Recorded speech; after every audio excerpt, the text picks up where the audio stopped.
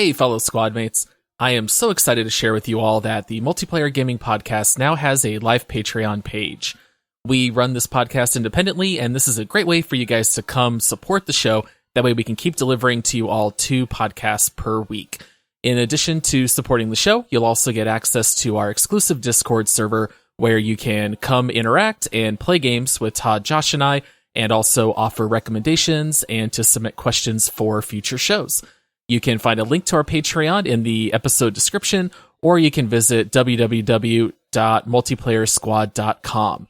Thanks so much to all of you for listening and subscribing. Now on to the show.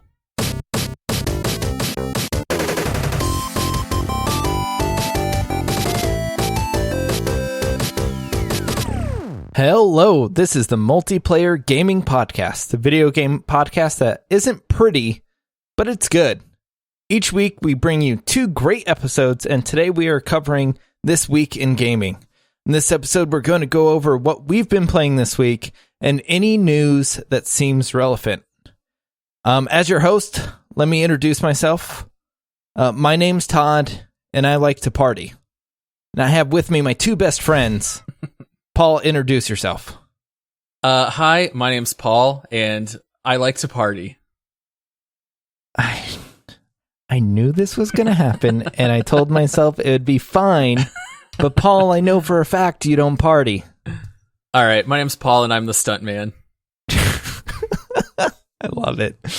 And Josh. Hi, my name's Josh, and I like to party. You... Okay. Was I supposed to say something different? Yes.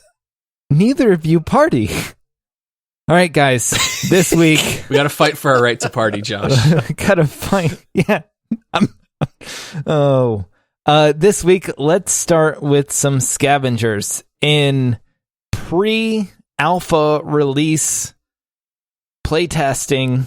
Doesn't pre-alpha mean you're still developing? Is there a letter before A? Alpha in the Greek alphabet? No, that's why I'm saying, like, alpha is like the game is barely playable, right? Maybe they need to start switching things up because everyone's releasing games in beta, so like they have to go alpha to say, hey, we're not releasing the game. And then a pre-alpha, meaning this was alpha for like the old beta for the release. You know, everything just goes back a step. It's the pre-release, pre-alpha, pre-game show. Yes. You can't be any more clear than that. Clear as mud. Yeah, we all 3 of us did a little bit of participating in this playtest on Scavengers, huh? Yeah. I mean, it's super easy to get into their like releases and playtests. You just go to their site and sign up. And it was easy for all of us to get invited and for a lot of our friends to jump in and play with us too. Yeah, I will say kudos to them for being just very open with the game keys so that people could try it out. I don't think anybody that actually signed up didn't get a key. Yeah, they had a really robust Discord channel as well. So they had like the developers in there communicating with people prior to it releasing, helping people, walking them through the whole process. And I don't know about you guys, but I had a blast playing it here these last couple of days. I'm pretty bummed that the playtest only ran through today. It's insane that their pre-alpha release was smoother than Fall Guys' beta release. Yeah. It's not in bad shape at all, you know, for such an early release. I was kind of expecting the game to have more issues than it did. I think Josh may have experienced a little bit more than me, but I was rather shocked. It's rather polished for using a term like pre-alpha. I got to say that for sure. Yeah, I had a lot of fun playing. It caught me. I wasn't sure what to expect, and I think I had some kind of hype in my own mind.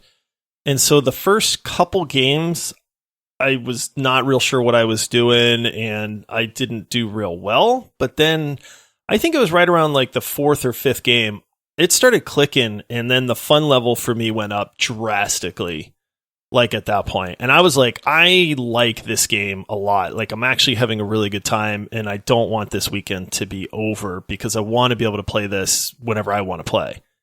Do you want to explain a little bit like what this game is? Like at least the ground mechanics of it.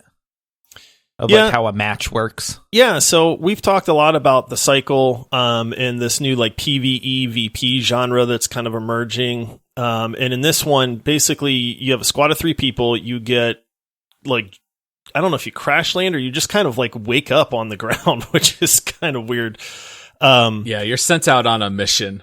You land. You're sent from the sky. I don't know. Your guys always are laying on the ground and then like sit up. Like right as the match starts? He fell in the snow. Oh, we were making snow angels. That's what it is. I mean, any good match starts with snow angels. So, yes. All right, cool. See, I like it even more now.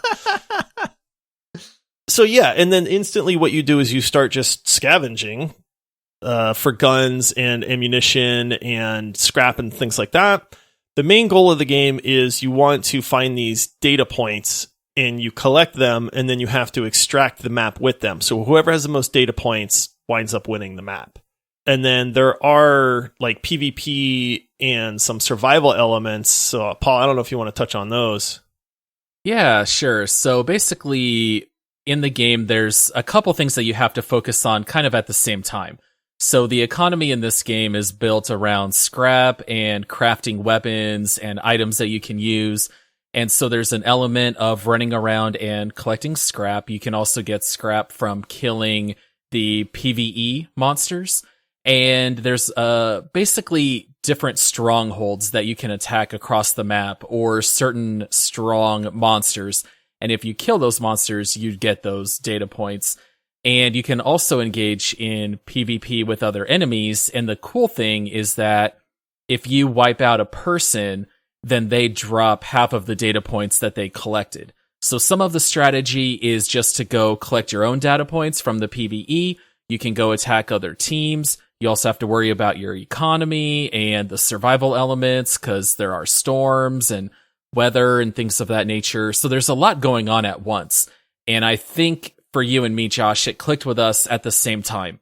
We kind of developed a strategy of what are we going to focus on and how are we going to do it? And as soon as that clicked, we had so much fun playing this game. It's a lot like the cycle, but much, much more complex. And I really appreciated that. And the environment players are hard. Like the PvE section isn't just a walk in the park.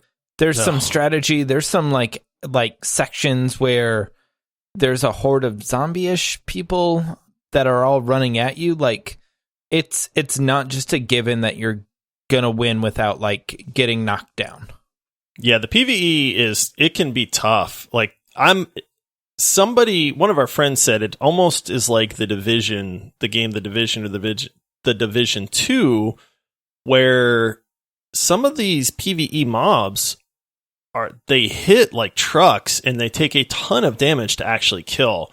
And so you wind up getting out of position around 3 or 4 of them and you're toast. They'll wipe your whole squad. So to me, that was really cool because there's that, you can't just be mindless with the PvE part and then hope that you do well in PvP. Like you actually have to focus on the PvE element to survive and do well. Yeah, you can move pretty quick in this game, but it doesn't really let you slip away out of combat terribly easily. So when you go around the map, you can pull up a map of the entire environment and you'll see how many data points are in different areas and you can go attack them. And generally speaking, the more points you get, the harder the enemies are, the more enemies there are. And so kind of naturally people get drawn to those areas where you can earn a lot of points. And there is an element of, do we want to run in and try to third party where they're taking on the difficult PvE enemies, or do we want to sit back and look and see what's going on, or maybe break off on our own and do our own thing? But that's what I liked, is that there's always something to do. When I heard that this game had survival elements, I was worried that there might be an element of just running around trying to chop trees or trying to build a shelter and we have to sit here for 3 minutes and not do anything. The game is not like that at all. Everything is very fast paced. You are never just sitting around for more than maybe a couple of seconds, using an item or doing something. You're constantly on the move. which makes it hard. You're just running through the woods, full speed, axe in each hand, chopping trees on the go. Not exactly. The double slide where you like hamstring them, hit them right behind the knees on the trees. Right. Doing a whirlwind, just knocking all the trees down while you're on the run.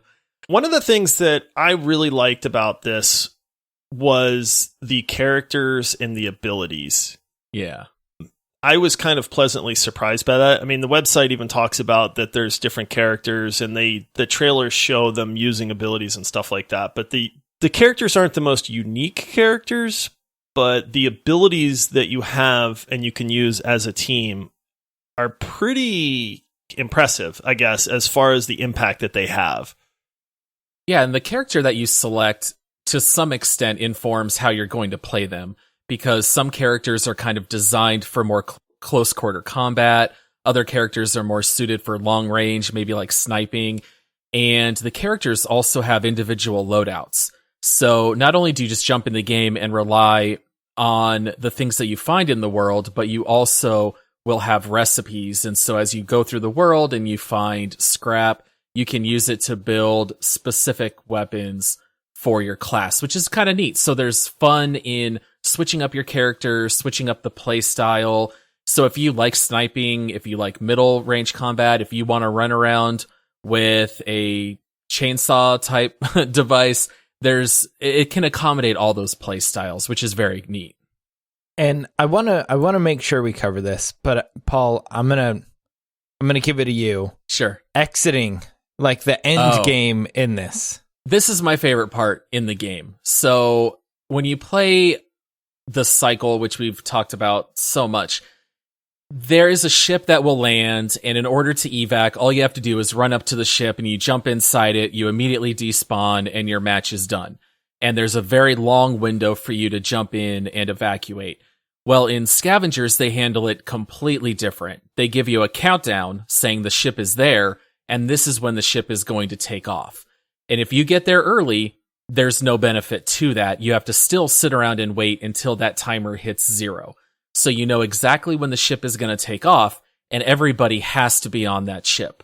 So even if the whole match you've avoided PvP combat and you've just been running those contract missions the whole time, when that game comes to a close, you're going to have to fight your way onto that ship and stay alive until that timer hits 0.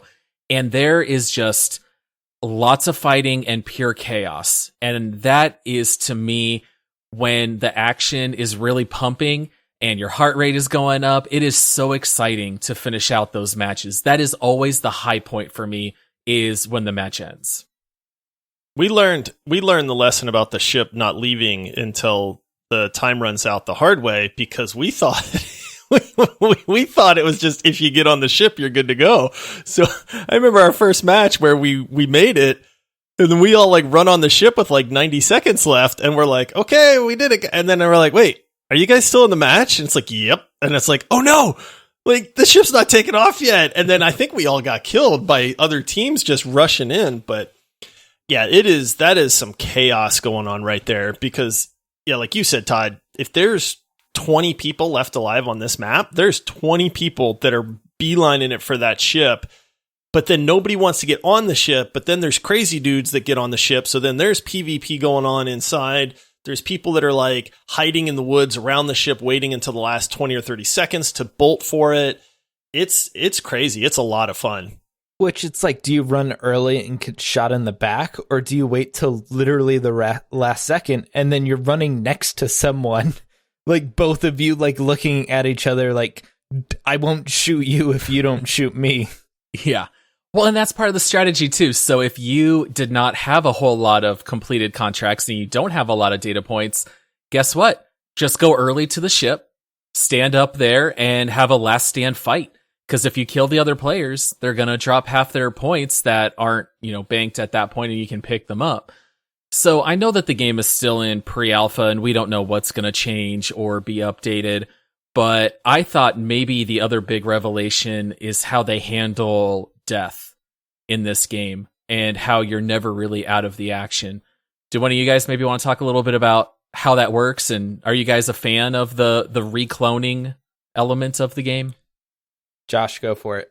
I'm a little torn on it, to be honest. Like, I think it's interesting. So basically what happens is if you die, whether it's PvE or PvP, your guy goes on like a 60-second respawn timer. And as long as somebody in your squad is still alive, then you can respawn once that timer reaches 0.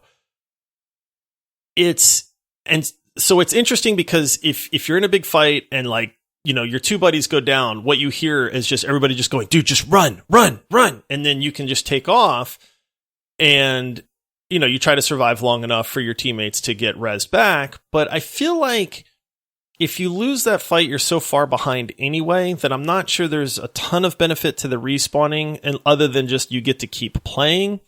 So I'm a little torn on it. Like, I think there's probably a better way that they could do that, whether it's a battery system like the cycle uses, or, you know, hey, you buy somebody back in like Warzone does. I think there's probably a way that I think would be better, but I'm a little torn on it. If it was Warzone, you would be way more behind because you had to spend scrap or something else. I feel like the problem with this, or like the problem they're trying to solve, is in most battle royales, there isn't an objective. It's to stay alive. It's to run out the clock. And in this one, you have to actually be accomplishing stuff as you're going. So if you're down 2 people, like, they need to get you those people back in a reasonable time with the least amount of effort. So like any less than a 60-second like death cooldown would be insane. It's like, what's the point of death? Right. Or of dying, and then any more, and then it's just going to add to the, like, we are so far behind. Yeah, the matches are a full 30 minutes. So if you're out for a minute, it's not a game changer. It sets you a little behind, which it should. If you die, it should set you a little bit back, but you're not out of the game. And I think that's the best thing about it. No matter what, your entire team is alive or your entire team is dead. And I love that element. You are never stuck just spectating more than 60 seconds. And I think that's great. You're always a part of the action. And I thought that was one of the best things that they introduced. There is a ton of fear being the last guy in your squad alive and then having the other squad trying to chase you down. That's a lot of pressure. It really, like, honestly, that will get your heart pumping. So I do enjoy that part of it. I mean, I guess, like, I don't want to naysay it. I think it's fine. I just wonder if there's a way that they could tweak it to make it a little bit more unique, I guess, than just a timer. Right. But yeah, there's nothing like a squad chasing you after they just wrecked your two buddies and you were running for your life to try to last long enough for them to respawn. Sliding down that mountain as fast as you can, Yeah. Trying to run and hide. Yeah. All right, I do want to jump to our next topic. Do either of you guys have pre-orders for the PS5? No. I do not. I sure wish I did. I didn't I tried. even try. I tried. What happened? What was going on? So this was wild. I was not happy about this. So we saw the announcement for the price of the PS5. Even in our Discord, we were talking a little bit about the pricing, and Sony had said that all the pre-orders would be made available the next day. Well, apparently GameStop just decided to go rogue, opened up pre-orders right away. Everyone else said, well, we don't want to get left behind. We want to take those pre-orders. So it was really just like a free-for-all, like an online version of Black Friday shopping where everyone started taking pre-orders early. Even when Amazon opened theirs, there was not even a limit. So people were putting in pre-orders for multiple PS5s, and it wasn't at the scheduled time. So as soon as I saw it was available, I jumped on. But at that point, the news was, I think, 26 minutes old, and everyone was already sold out. I was so bummed. What a mess. Complete mess. I mean, that's the COVID-19 2020 release that we all needed, really. At least we were all expecting. If you want one, you're going to have to go on eBay because there's already people listing their pre-orders for sale for $1,000 or more. Jeez. So, yeah, it's such a bummer because I really wanted a pre-order for that PS5, and I'm not too sure how many more are going to come out before the new year. So we'll kind of have to wait and see. They said they were going to release more. They have official statements on it. this is the pre-order period. So is it like, when is the next batch coming? If you don't get one of these, are you out of luck until after Christmas? Or is it just, hey, we'll have another round of pre-orders in 2 weeks? I think they said they were going to release more pre-orders because this was such a mess. And then my assumption is like, when does it actually come out? November 10th ish? Somewhere around there, November 18th, maybe. I don't know, something like that. They did say that there would be more PS5s available at launch than PS4s. So they have also made that promise. It won't be quite as hard to get as the PS4. I have a tough question for you guys. If you could get your hands on a discless version, but not a disc version, would you buy it? No, I'll wait it out. I want the disc drive. I don't have a preference, to be honest. Like, I'll wind up buying a PS5 at some point, but I don't need one at launch. Like, there's not. I want to have it for like God of War 5. Like, just kind of like I mentioned on the other show, there's going to be 4 or 5 games I play on this that I will absolutely be must plays, but I'm fine waiting until one of those games actually comes out before I go looking for one. Yeah, see, I never own more than 2 or maybe 3 console games at a time.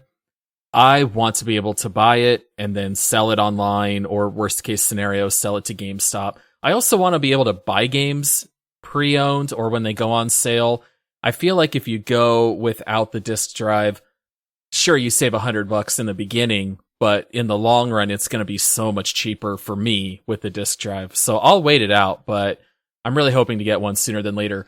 I didn't tell you guys, but the last time that we recorded, I was refreshing Amazon the entire time, hoping that I would see when the pre-orders went live, and I missed out. It's just crazy. I mean, I get there's limited quantities of these electronics, but you should know that people are really, really going to want these. Like, this whole thing reminds me of the 3080 release. I mean, they both happen in the same week, but the RTX 3080 graphics card, they've been hyping this thing up. And they all, I mean, so many people are upset about this, but the second that they released the pre-orders, they went from, pre-order soon to sold out within, people were saying literally a second. And then they came to find out that there were thousands of bots that companies or like sellers had made that snatched up any available inventory, and now they're selling for twice as much on eBay. And there were very little actual consumers that were able to buy this. That's e-commerce 101. Like, build a site where a bot can't purchase something. You'd think so. And NVIDIA, like, finally they had to release a statement because everybody was super ticked at them going, how could you let this happen? And their response was, well, we'll be looking into orders to make sure that they're actual people. No, they won't. They sold the product. That's all they care about. Like, who? Yeah. NVIDIA doesn't care. Yeah, they're not going to spend twice the amount of effort to sell one unit. Right. I just wonder, like, what happens if people don't buy these? Like, what do these people that buy 10 graphics cards at $750 a piece, like, what do they, like, do you just return it at that point? Worst case, you return it. That's why for these limited items, it doesn't hurt to buy them. You're just maybe out the shipping. You're going to lose a couple bucks shipping it back. So there's really no risk. You might sell 1 or 2. Right. Which, if you do that, then like you're definitely making all of your money back. The worst thing is, have you guys seen on eBay, the 3080s paper edition? Paper edition? Is this where it's a picture of a 3080? Yes. And people buy it and they don't read the actual wording of the auction. And that's the whole thing, is like it's a picture of a 3080 and then they ship them a piece of paper and then they're like, "Oh, I got you." Which is, 1, the scummiest thing to do. Yes. And 2, eBay has things to prevent stuff like that. And it's been even as bad as people changing listings in the middle of like the transaction. So like they'll buy a listing for a 3080 and then after they already bought like that purchase, it changes to a quote unquote paper edition, which like how scummy do you have to be? Yeah, that's so sad. Yeah, I hate that stuff like that still exists.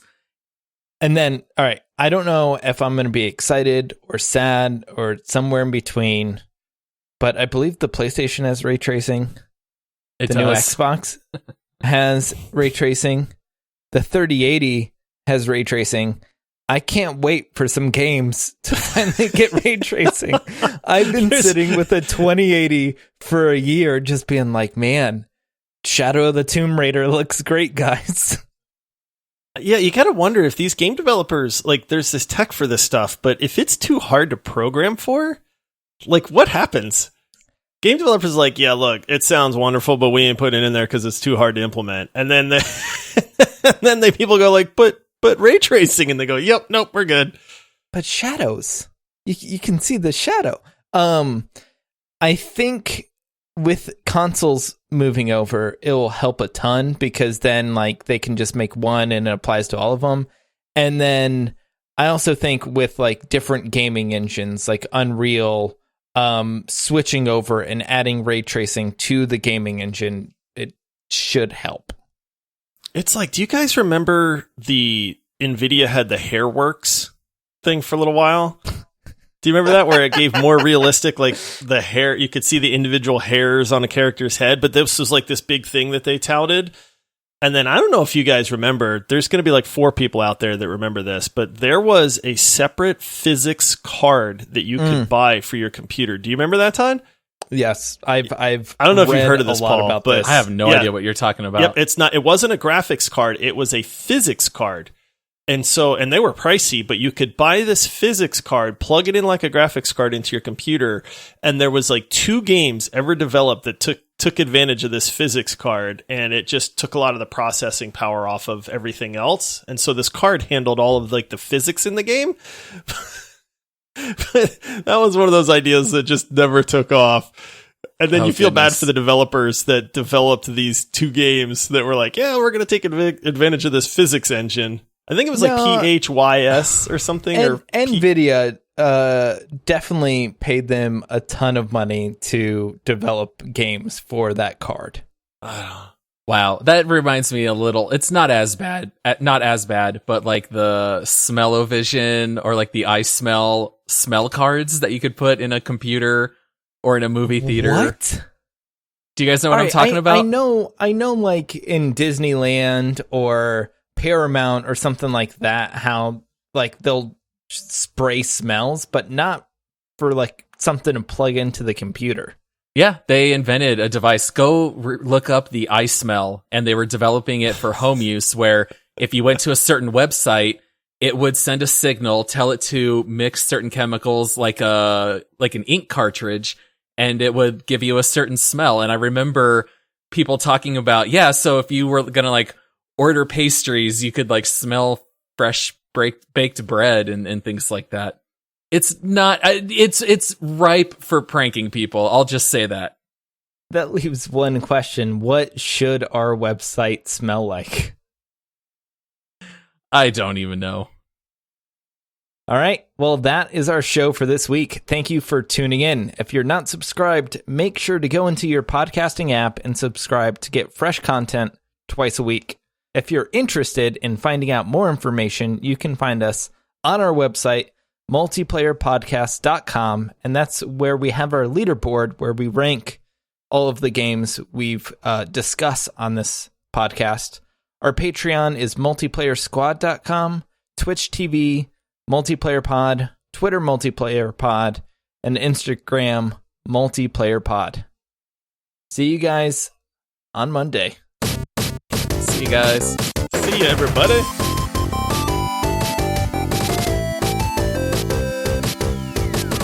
Okay, so I brought up the Wikipedia page for the iSmell, and listen to this.